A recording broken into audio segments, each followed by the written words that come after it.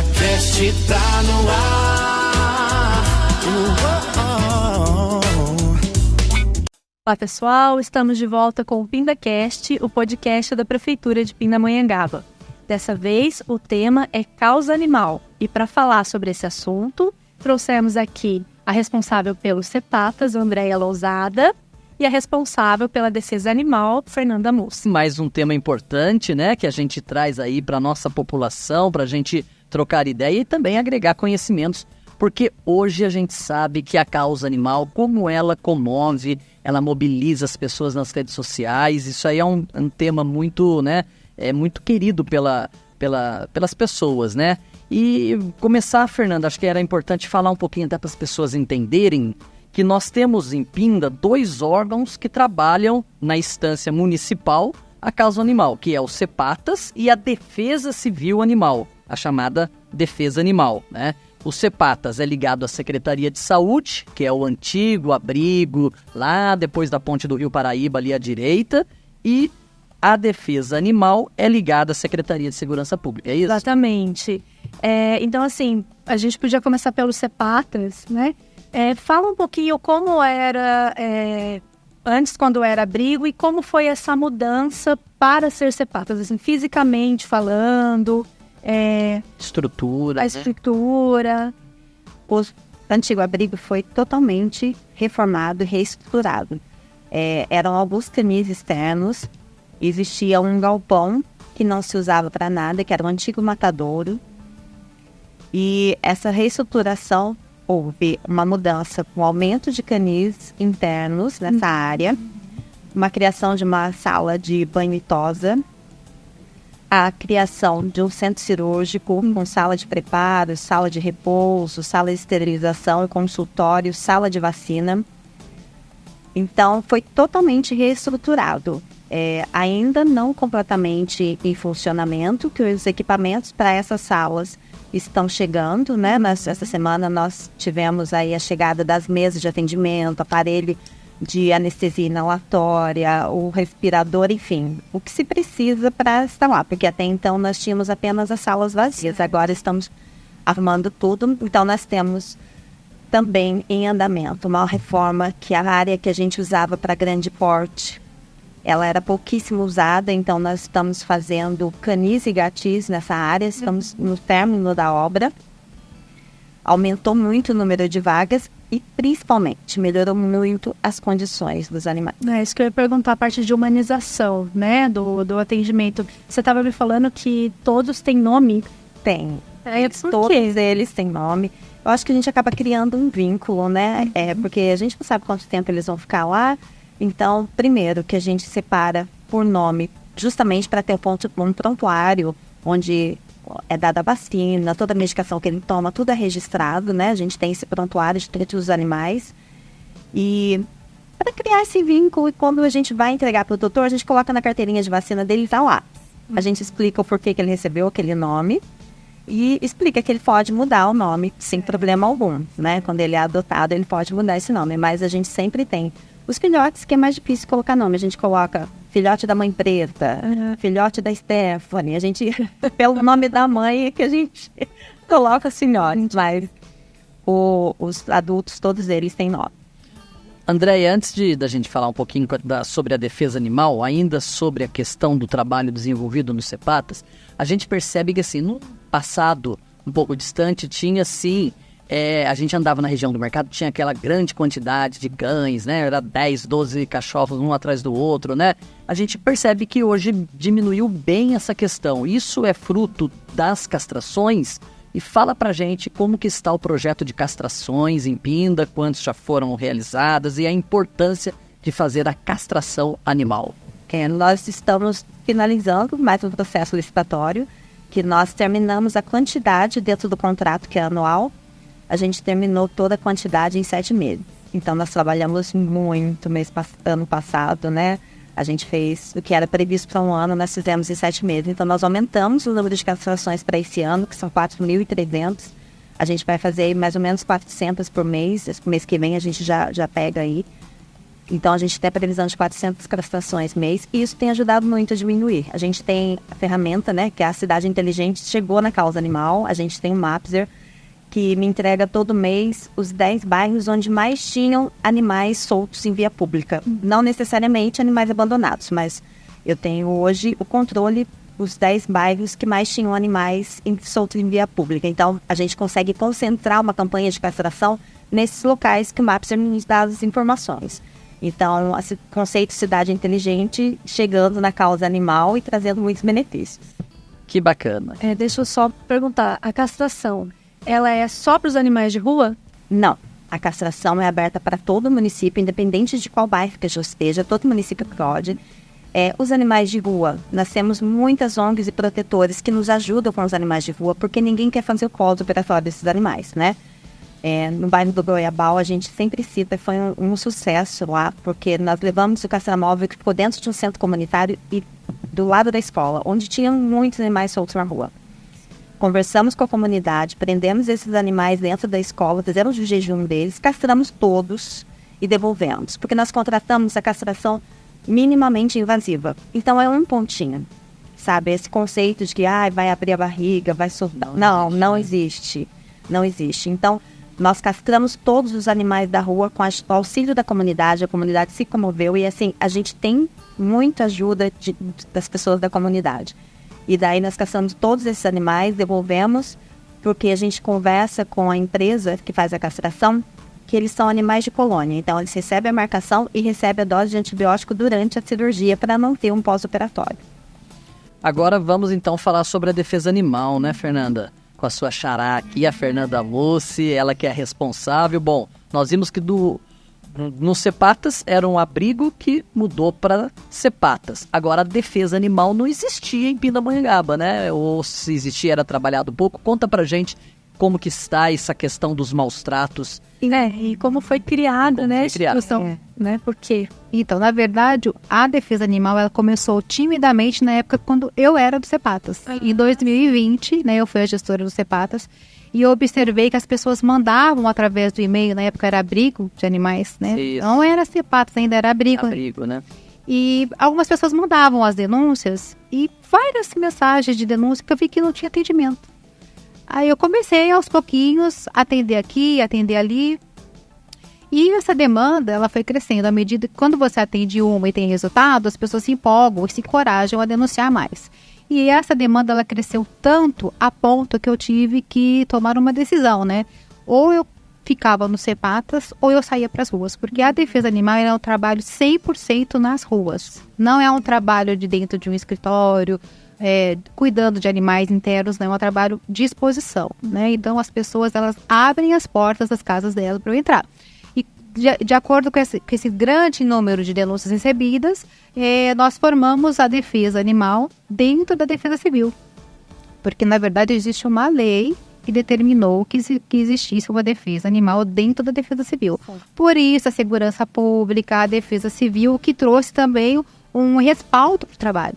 Né? É muito diferente você ter uma Secretaria de Segurança Pública por trás de você, com apoio de CCM, de uma polícia militar, para você fazer uma abordagem nas residências de supostos maus tratos. Então, aí que começou, agora virou um setor mesmo, né, definitivo, que ainda é pequeno, efetivo é pequeno, mas nós estamos tentando aumentar, porque as denúncias não param. Não é que não existiam denúncias antes, sempre existiu maus tratos, ou uma suspeita de maus tratos, mas não tinha quem fiscalizasse. Acho até que Pindamonhangaba é o único município que tem uma veterinária dentro da Defesa Civil. Eu não ouço falar, não ouvi, não conheço, nem não só no estado de São Paulo, mas em outros municípios não é comum ter um veterinário atrelado à Defesa Civil. E é assim que começou. Fernanda, conta pra gente um pouquinho da parceria que vocês têm com a Polícia Ambiental, que dá o suporte também, e relata pra gente aqui alguns casos de como que você encontra um animal, casos assim que te chamou a atenção, de situações críticas mesmo de maus tratos. Então, a Polícia Ambiental é a atividade delegada vinculada à Secretaria do Meio Ambiente, né? Então, agradecer sempre essa secretaria que nos apoia, e a Polícia Ambiental sempre de prontidão, mas existem casos e casos, né? quando nós nos deparamos com situações gravíssimas em que nós percebemos que o tutor ele realmente tem uma intenção de maltratar aquele animal, que ele não tem um menor sentimento ou trata o animal como um objeto, sem dar o mínimo necessário, que é água. Você chega numa residência, não tem água, não tem ração, animal muito magro. Tem um caso muito marcante que aconteceu lá no Pazim. Nós encontramos uma família normal, um casal, um filho pequeno e a cachorra extremamente magra, caquético, score corporal assim, muito abaixo do que eu já tinha visto, e ela não tinha nada para comer, nada, nem água ela não tinha. Aí você aborda uma família dessa e pergunta, mas por quê? Né? E a pessoa acha que o animal não sente, não tem a necessidade, pode tomar água de vez em quando, não precisa comer toda hora, nem todo dia. Então, a polícia ambiental ela é acionada nesses casos onde nós percebemos que não tem conciliação. Aí a pessoa vai para a delegacia, ela tem que responder criminalmente, vai ser instaurado um inquérito, né? A pessoa, ela perde a guarda desse animal, porque existe uma medida de cautela com essas vítimas, de não mantê-las com o seu algoz, vamos dizer assim. Elas precisam ser retiradas e irem para um lugar seguro, né? E esse animal, então, é encaminhado ou por CEPATAS, ou por um abrigo, um lar temporário, alguém que queira adotar. Nós tentamos diversificar, ter pessoas para nos ajudar. Não é fácil, a gente também não quer superlotar os CEPATAS, não é a nossa intenção, né? E existem algumas denúncias que não é bem aquilo que as pessoas falam. Sim, então, bem, né? cabe aquele... Apurar, né? E cabe aquela orientação. Às vezes é um hábito cultural de prender o animal na corrente. Não, mas o meu avô já prendia, o meu pai também, eu acho que não tem problema nenhum. Aí você tem que explicar que existe uma lei, que isso interfere no comportamento natural do animal, que ele precisa de liberdade, né? Que ele nasceu para interagir com a família. Ele é um ser que faz parte da família, aquela família multiespécie. E às vezes a família inteira precisa de uma orientação. Sabe? É aí que nós trabalhamos muito com a educação ambiental. É um trabalho rico, requer várias vistorias, não é só uma, né? Às vezes demoramos um ano inteiro para conseguir o objetivo que a gente quer, mas depois quando a gente percebe que a pessoa acatou, que ela realmente entendeu, aí sim é a mudança que a gente quer aqui, ó, na cabeça, é educar as pessoas. É isso que eu ia perguntar para você. O que é considerado maus tratos e qual é o caso que a pessoa precisa denunciar? Bom, os maus tratos, existe uma gama de fatores, né? E às vezes ele é subjetivo. Então, o que aconteceu?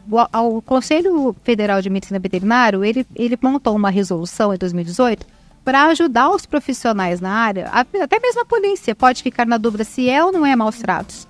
Porque às vezes é uma impressão que você tem, eu acho que é e o outro acha que não é. Então essa resolução, ela definiu o que são maus tratos. Então o principal deles é deixar o animal sem água, sem comida. Isso é básico, né?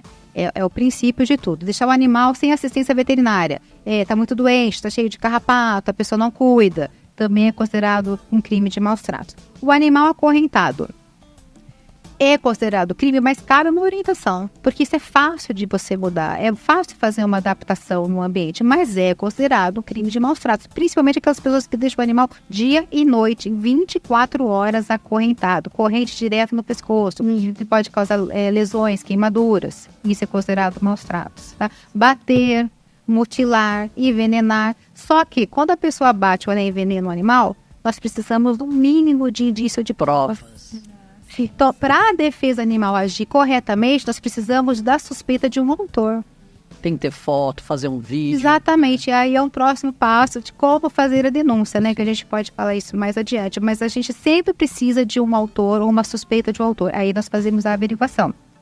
Lembrando que nós somos da esfera municipal. Né? O inquérito policial, quem faz é a polícia. Tem multa também? A multa é administrativa de R$3 mil por animal. Já chegamos a ter casos em Pinda em que, parando no Poder Judiciário, foi revertido ração, medicamentos para o próprio CEPATAS. Exatamente. Né? Isso seria o ideal, né? Que as multas elas fossem revertidas para a própria causa animal. Né? Eu acho que nós temos que construir isso e as pessoas, ou elas... Depois que tem um inquérito policial, elas podem ter qualquer tipo de penalização, um trabalho comunitário, né, prestar algum serviço. Então, tem várias maneiras dessa pessoa ela cumprir essa pena dela, né? Mas reverter em benefícios para o CEPATAS, para a própria defesa animal, é o que a gente quer, seria o ideal, né?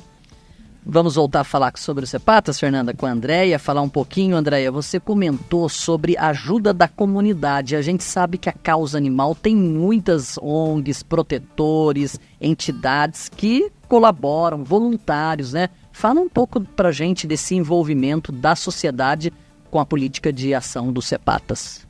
É crucial. A gente precisa que todo mundo se mova, porque o poder público não dá conta de tudo sozinho.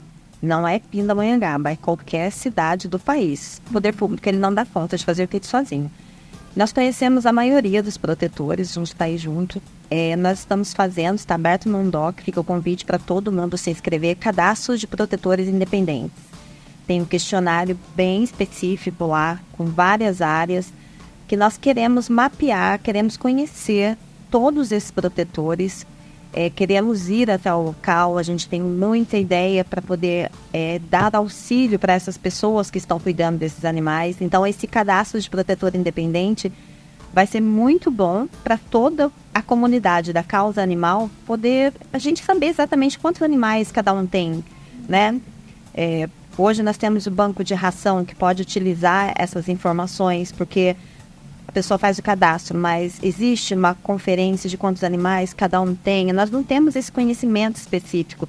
Tem um protetor aí que tem 10 animais, tem um que tem 20. Então, no final desse questionário, a pessoa assina uma declaração que a gente pode ir até o local, verificar esses animais, ver as condições deles, para a gente ter acesso e ter conhecimento de todo mundo que trabalha dentro da causa animal. Desde que anunciou, vocês fizeram uma matéria lá pra gente, várias pessoas já entraram em contato, a gente já deu o caminho para responder esse questionário, para a gente começar a mapear tudo isso, todos os protetores, porque assim, é essencial a ajuda da comunidade. E que o município puder fazer para dar esse retorno, a gente está trabalhando para isso. Nós vamos trabalhar para que é uma parceria, né? Nós não conseguimos absorver todos esses animais, mas a gente pode ajudar de outras formas. Até porque a estrutura da casa cabe quantos hoje lá? Abrigados? A capacidade 60, mas nós estamos com 117. E agora com o aumento vai No poder... momento nós vamos colocar ali uns 200 animais. Olha só, né, gente? Mas E é mesmo difícil. assim, rapidinho.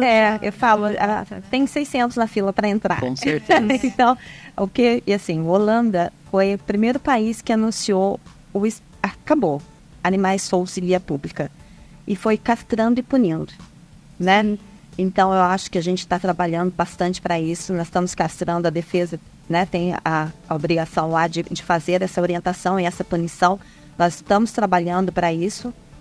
E a gente vai para as escolas, nós temos feito palestras, né? Na Abril Laranja, a gente põe nas escolas para fazer a educação, porque é de lá que vem, a gente vai ter que mudar essa sociedade mais no futuro, né?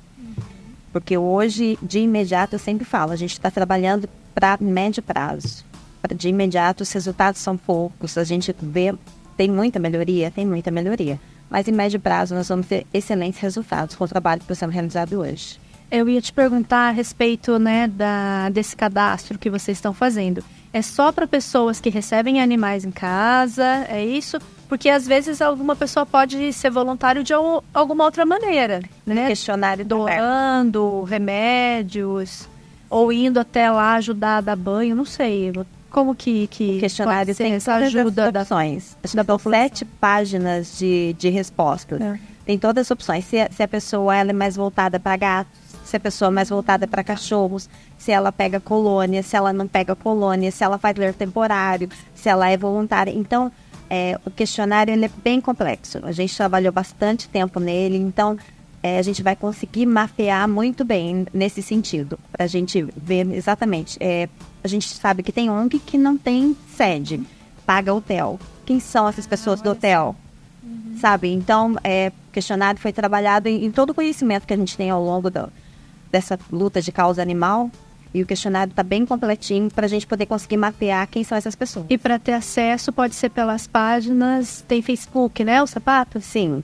Tem Instagram? Nós temos Instagram e Facebook. Tá. E também pelo site da prefeitura. Está dentro do UNDOC, protocolos, cadastro de protetores independentes. Lá está o questionário, é só responder que a gente vai recebendo essas respostas e já vamos começar a trabalhar esse mapeamento. Muito bem. E ajudar, né? Porque eles vão acabar trazendo informações e ajudar essa causa tão importante. Exatamente. Fernanda, vai... Eu acho que a gente devia voltar agora com a Fernanda e falar a respeito de como é o procedimento para denunciar. Porque às vezes, eu tô falando assim como leiga, tá? Às vezes tem um cachorro numa rua que late, inferniza os vizinhos porque não para de latir. Isso aí é maus tratos? Como que vai provar se isso é maus tratos ou não?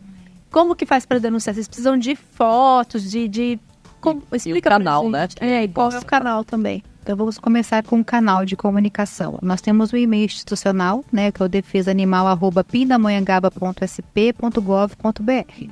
É o canal principal em que nós recebemos as denúncias. Quando a pessoa ela envia uma foto para nós, já é possível fazer uma triagem. Porque existem denúncias muito graves, denúncias que podem aguardar uma orientação, denúncias que não procedem. Então, a foto, ela nos auxilia. Pedimos sempre, se possível, enviar uma foto ou relatar com o maior detalhes possível. Recebemos todos os tipos de denúncias que vocês possam imaginar, inclusive de perturbação do silêncio. Mas perturbação do silêncio não é maus tratos, tá? E não existe uma legislação que limite a quantidade de animal que a pessoa possa ter na residência. Nós não temos uma lei que define, não, você só pode ter 10, não existe.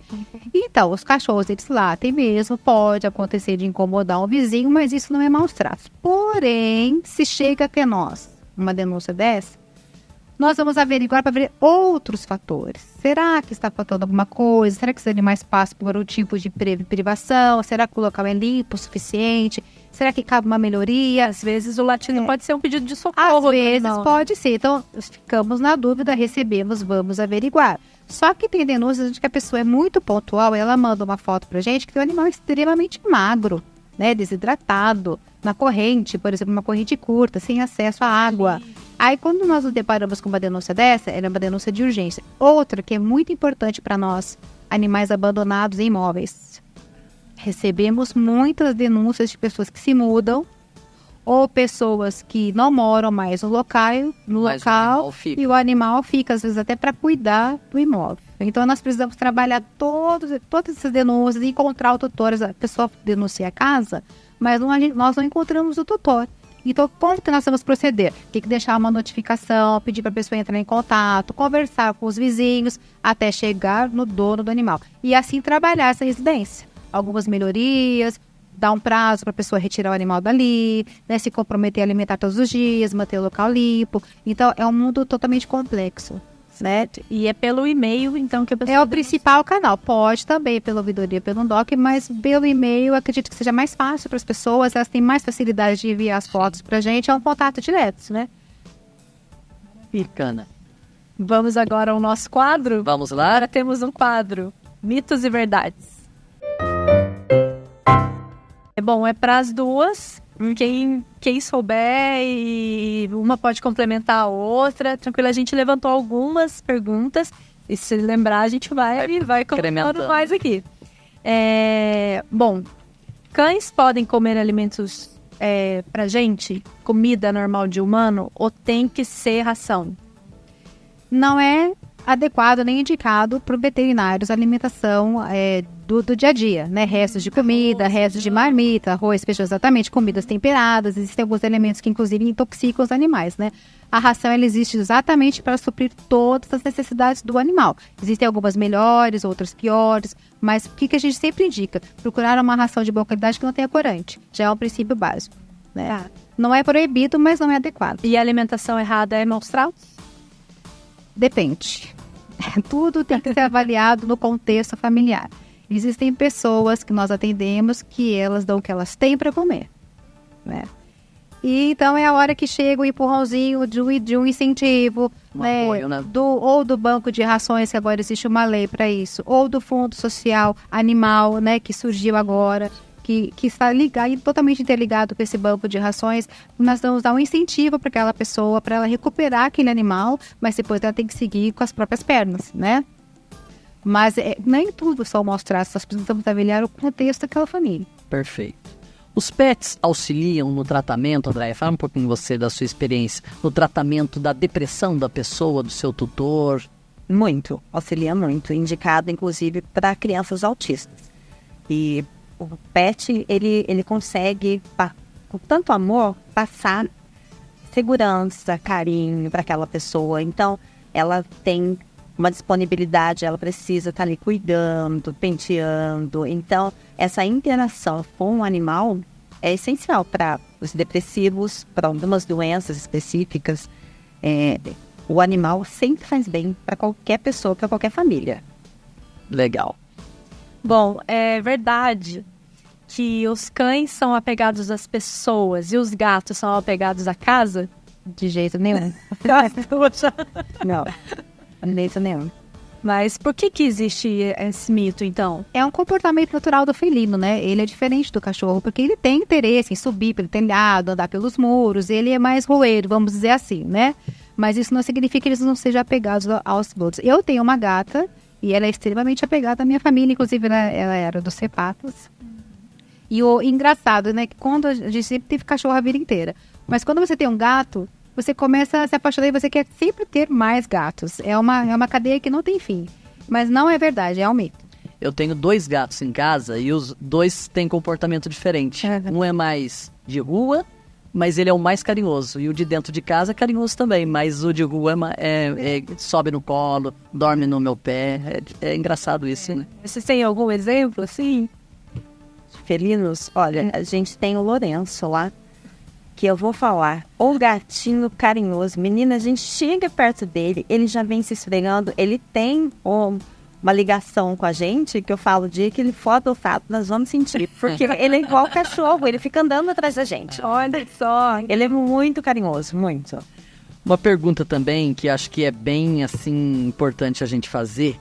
Os cães de raça Pitbull e Rottweiler são sempre agressivos? Isso é uma verdade? É mito. É mito. É muito. Assim, no geral, tem-se muito medo, né? As pessoas, a sociedade tem medo de raças grandes. E algumas pessoas, elas acabam adquirindo essas raças grandes justamente para defesa, né? Para tomar conta de um quintal, para demonstrar imponência. E daí esses animais são mal cuidados, né? Não é maus tratos. É a maneira com que ele é criado. Mas esse comportamento pode ser sem raça definida também. Sim. A raça não é O que determina a o que agressividade. determina. Exatamente. É a maneira com que ele é criado. Eu tenho Rottweiler e eu tenho Pitbull adotado, Cepatos. Então, e assim, o Pitbull é extremamente medroso. Ele tem muito medo de gente, mas tem muito medo. Eu levei justamente por isso, porque ele era um animal de difícil adoção, porque as pessoas olhavam para aquela cara de brabo dele, tinham medo, mas ele tem mais medo do que a gente tem medo dele. Então eu acabei tendo que levar ele para casa, porque ali ele não ficaria bem. Ele não estava conseguindo se adaptar. Mas são raças tranquilas, depende da maneira com que são criadas. Isso que eu ia te perguntar também a respeito, porque às vezes pode ter alguma denúncia de animal muito agressivo, e aí normalmente eles são pitbulls ou rottweiler? Então, na verdade existe um preconceito com a raça, né? E o que nós percebemos? Um aumento do abandono de cachorros dessa raça pitbull na sociedade, né? É lógico que existem casos isolados de ataques de pitbull, existem. Mas existem também casos que às vezes não são relatados de outros animais que atacaram também. Mas como o pitbull, ele tem uma mordida, onde a lesão é mais profunda, ela, né, é mais severa, que é diferente de um cachorro de porte menor morder do que o pitbull morder. Mas às vezes a intenção e a intensidade é a mesma. Então o que se criou? Muito preconceito em relação à raça dos pitbulls, e eu acredito que a Andréia receba muitos pedidos de recolhimento de pitbulls, assim como eu também recebo denúncias, e as pessoas têm muito medo e acabam o quê? Agredindo o cachorro. Aí o cachorro fica agressivo. Aí fica mais agressivo ainda. Às vezes aí o animal já está com alguma privação de alimento, de água, já está na rua, já não está no seu ambiente familiar, né? E ainda passa por esse tipo de situação, é agredido, jogam pedra. Então nós estamos com um problema social em relação ao pitbull. Acho que vale muito a conscientização. Legal. Eu costumo dizer que pessoas fracas não podem ter cachorros fortes. Porque eles agem por instinto, então você tem que ser o líder da matilha, né? Os meus, eles respeitam e vão pessoas na minha casa e eles ficam soltos, sem problema. Então é realmente a maneira com que você cria. Legal. Um outro mito é que se é verdade que cachorros de abrigos eles são mais agressivos, né, os que estão em abrigos, e aí também vale para os cachorros resgatados. Eles são naturalmente mais agressivos? Eles podem ficar dóceis com o tempo, com a criação? Eu acredito que a maioria não é agressivo. A maioria, ela tem trauma e medo. Quando você chega nos canis ali, nos Cepatos, você pode observar que todos vêm ali latir. Porque o animal é territorialista. Então, ele já está ambientado, ele vai defender o território dele. A partir do momento que você coloca uma guia e passeia com ele, você vai ver que ele não tem... Aquele que estava latindo, ele só estava defendendo o territóriozinho dele. Então, é muito mais fácil nós termos animais traumatizados, com muito medo das pessoas, com muito medo dessa interação. A gente tem lá alguns animais que a gente não consegue colocar guia e passear. A gente coloca guia neles, eles ficam apavorados e eles não conseguem ter essa interação. Eu sempre gosto que os estagiários, os voluntários, passeiem com eles para eles irem se socializando, porque depois que eles estão bem, que a gente começa a levar para as feiras. Então, o nosso trabalho vai muito além das grades de canil. A gente quer uma sociedade com animais saudáveis, né, emocionalmente saudáveis, então a gente faz essa integração. Mas nós recebemos muito mais animais com medo do que bravos. Animais bravos são difíceis. A gente está com um Rottweiler, a gente doou recentemente um Pitbull. A gente faz essa socialização. O Rottweiler a gente já recusou 2 adotantes. São bons adotantes, porém não tem os dispositivos de segurança que ele precisa. Então a gente faz toda uma entrevista. Eles são mais difíceis da gente doar por causa disso, né? A gente vai na residência, a gente verifica se ele não vai poder pular um muro, se ele... Então é todo um trabalho que é feito. Então o Hot ainda está lá, que é o coronel. Ele é maravilhoso, ele é a coisa mais linda. Mas a gente precisa de um adotante que tenha pulso para cuidar dele.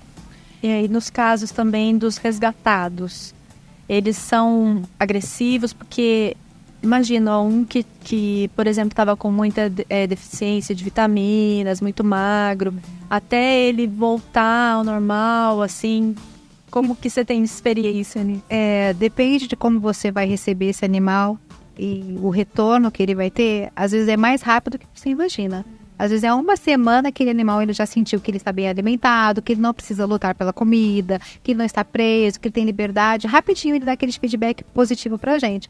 Mas é aquilo que nós comentamos, as pessoas precisam dar um tempo para os animais. Porque é muito sofrimento, né? Então o animal já vem com uma carga já de abandono, de privação, né? De prisões, de restrições, de doenças. Aí às vezes a pessoa ela adota, mas ela quer um animalzinho já pronto para amá-la. E às vezes ele tem medo daquela pessoa também, porque ele já tem um trauma, uma carga. Então isso é até uma coisa interessante a gente explicar para as pessoas. Tem um tempo para os animais eles se adaptarem. Se você quer mesmo adotar, tem que estar com esse coração aberto. Às vezes demora um mês, às vezes 10 dias, 15 dias. Então cada animal é uma situação diferente. Cada caso é um caso. Bacana, né, Fê? Acho que deu certo o nosso bate-papo, né? Eu acho que é isso. Tem alguma outra informação que vocês acham importante que a gente não falou, que vocês gostariam de destacar? O nosso auxílio para os protetores e para a população está em licitação o atendimento público veterinário, né? Nós teremos aí um atendimento que está em fase de licitação. O projeto foi aprovado, nós conseguimos a verba. Quem vem da causa animal há muito tempo sabe que desde 2017 a gente está caminhando em passos largos, porque era passos de formiguinha. Então, hoje a gente consegue trazer toda uma melhoria dentro da causa animal em termos de castração, de atendimento e todos os recursos que nós temos, porque eles acreditam nisso e eles investem nisso. Então, em breve teremos boas notícias aí. Que bom. Exatamente, eu concordo com a Andréia, eu acho que Pinda tem se destacado cada vez mais. Existem melhorias, sempre tem o que melhorar, né? Mas eu acho que se juntarmos tudo isso, o atendimento veterinário, as castrações, as fiscalizações, a educação na base, que são nas escolas, no futuro próximo, Pinda vai ser referência. Se as pessoas lembrarem como era antes e como é hoje, eu acho que só agradecimentos. Avanço, né? O avanço, com certeza. Legal, gente. É isso aí, pessoal. Esse foi o PindaCast especial da Causa Animal.